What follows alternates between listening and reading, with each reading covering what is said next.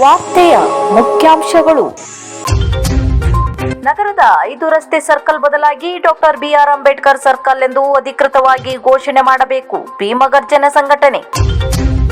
ಸೋಂದಾ ಸ್ವರ್ಣವಲ್ಲಿ ಮಠದಲ್ಲಿ ಪ್ರತಿಷ್ಠೆಯ ಕಲಹ, ಜನ ಆಕರ್ಷಿಸಿದ ನಾಟಕ ಪ್ರಯೋಗ.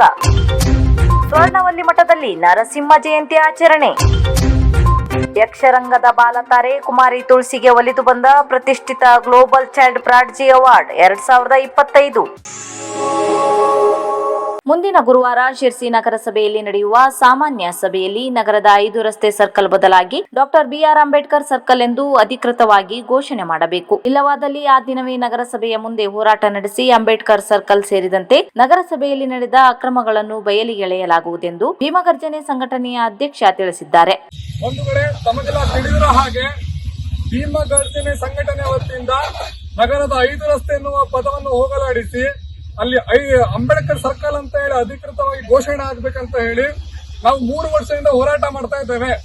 ಆದ್ರೆ ಇವತ್ತು ಏನು ಈ ಬರುವ ದಿನಾಂಕ 15ನೇ ತಾರೀಕಿಗೆ ಗುರುವಾರ ನಗರಸಭೆ ವತಿಯಿಂದ ಮೀಟಿಂಗ್ ಅನ್ನು ಆಯೋಜನೆ ಮಾಡಿದ್ರು.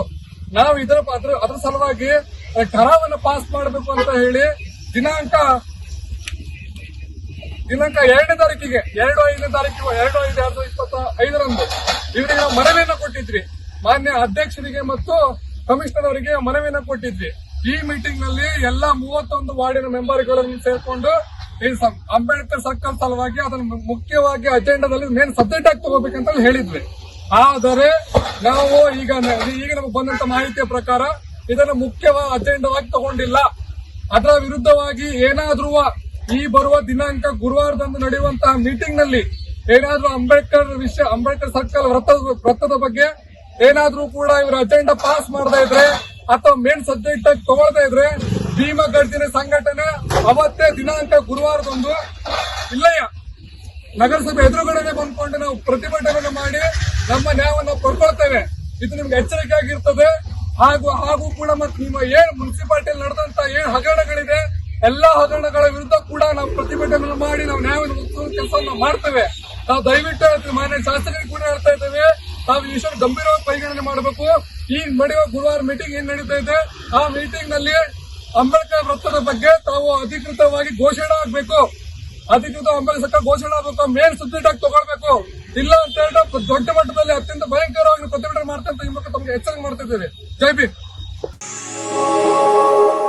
ಸೋಂದಾ ಸ್ವರ್ಣವಲ್ಲಿ ಮಠದಲ್ಲಿ 2 ದಿನಗಳ ಕಾಲ ನರಸಿಂಹ ಜಯಂತಿಯ ಅಂಗವಾಗಿ ನಡೆದ ಕೃಷಿ ಜಯಂತಿಯಲ್ಲಿನ ಸಾಂಸ್ಕೃತಿಕ ಕಾರ್ಯಕ್ರಮಗಳಲ್ಲಿ ಪ್ರಜ್ವಲ್ ಟ್ರಸ್ಟ್ ಶಿರ್ಸಿ ಇವರಿಂದ ಪ್ರತಿಷ್ಠೆಯ ಕಲಹ ಪೌರಾಣಿಕ ನಾಟಕ ಯಶಸ್ವಿಯಾಗಿ ಪ್ರದರ್ಶನಗೊಂಡಿತು. ದಿವಾಕರ್ ಹೆಗಡೆ ಕೆರೆಹೊಂಡ ಅವರು ರಚಿಸಿದ ನಾಟಕವನ್ನು ಜಿವಿ ಕುಂಬ್ರಿ ಹಾಗೂ ಡಿವಿ ಕುಂಬ್ರಿ ಅವರ ಮಾರ್ಗದರ್ಶನದೊಂದಿಗೆ ಪ್ರದರ್ಶಿಸಲಾಯಿತು. ನಾಟಕಕ್ಕೆ ಸುರೇಶ್ ಹೆಗಡೆ ಸಂಗೀತ ನಿರ್ದೇಶನ ಮಾಡಿ ಧ್ವನಿ ನೀಡಿದರು. ರಾಮಕೃಷ್ಣ ಶಾಸ್ತ್ರಿ ಹಾರ್ಮೋನಿಯಂ ಸಾಥ್ ನೀಡಿದರು. ಕಿರಣ್ ಹೆಗಡೆ ಕಾನ್ಗೋಡ್ ತಬಲಾ ಸಾಥ್ ನೀಡಿದರು. ಪಾತ್ರಧಾರಿಗಳಿಗಾಗಿ ಹಿರಿಯ ಪತ್ರಕರ್ತರಾದ ಶೈಲಜಾ ಗೋರ್ಮನೆ ಹಾಗೂ ಕವಿತಾ ಭಟ್, ಬಿಂದು ಹೆಗಡೆ, ಸುಮಾ ಹೆಗಡೆ, ಅಭಿಜ್ಞಾ ಹೆಗಡೆ, ಸಂತೋಷ್ ಹೆಗಡೆ ಭಾಗವಹಿಸಿದರು. ಟ್ರಸ್ಟ್ನ ಅಧ್ಯಕ್ಷರಾದ ಬಿಂದು ಹೆಗಡೆ ಕೊನೆಯಲ್ಲಿ ವಂದನಾ ಅರ್ಪಣೆಯನ್ನು ಮಾಡಿದರು.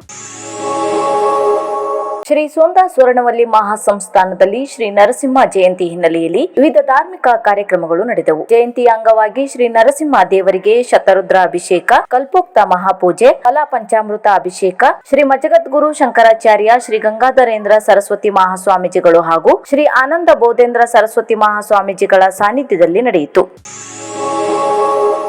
ಈ ತಾರೆ ವಿಶ್ವದ 100 ಚೈಲ್ಡ್ ಪ್ರಾಡ್ಜಿಗಳಲ್ಲಿ ಒಬ್ಬರಾಗಿ ಆಯ್ಕೆಯಾಗಿರುವುದು ಗಮನಾರ್ಹವಾದ ಸಂಗತಿ ಮತ್ತು ನಮ್ಮ ರಾಜ್ಯಕ್ಕೂ ದೇಶಕ್ಕೂ ಹೆಮ್ಮೆಯ ಸಂಗತಿಯಾಗಿದೆ ಎಂದರೆ ಬಾಲತಾರೆಯ ಹುಟ್ಟೂರಿಗಂತೂ ಅಭಿಮಾನ ಮತ್ತು ಸಂತಸದ ಸಂಗತಿಯಾಗಿದೆ. 130 ದೇಶಗಳಿಂದ ಸಾವಿರಾರು ಅದ್ಭುತವಾದ ಅರ್ಜಿಗಳಲ್ಲಿ ಬಾಲತಾರೆಯ ವಿಶಿಷ್ಟ ಪ್ರತಿಭೆ, ಗಮನಾರ್ಹ ಸಾಧನೆಗಳು ಮತ್ತು ಸ್ಫೂರ್ತಿದಾಯಕ ಪ್ರಯಾಣವು ಅಂತಾರಾಷ್ಟ್ರೀಯ ತೀರ್ಪುಗಾರರಿಗೆ ಕಂಡುಬಂದ ಹಿನ್ನೆಲೆಯಲ್ಲಿ ಆಯ್ಕೆ ಮಾಡಲಾಗಿದೆ. ಪ್ರಶಸ್ತಿ ಪ್ರದಾನ ಸಮಾರಂಭವು 26/6/2025ರಂದು ಕಾಮನ್ ಸ್ಪಿರಿಟಿಸ್ ಸಂಸತ್ತು ಯುಕೆಯಲ್ಲಿ ನಡೆಯಲಿದೆ. ಅಂದ ಹಾಗೆ ಈ ಬಾಲತಾರೆ ಪತ್ರಕರ್ತ ರಾಘವೇಂದ್ರ ಬೆಟ್ಟಕೊಪ್ಪ ಹಾಗೂ ಕವಯಿತ್ರಿ ಗಾಯತ್ರಿ ರಾಘವೇಂದ್ರ ಬೆಟ್ಟಕೊಪ್ಪ ಅವರ ಕುಲಪುತ್ರಿಯಾಗಿದ್ದಾಳೆ.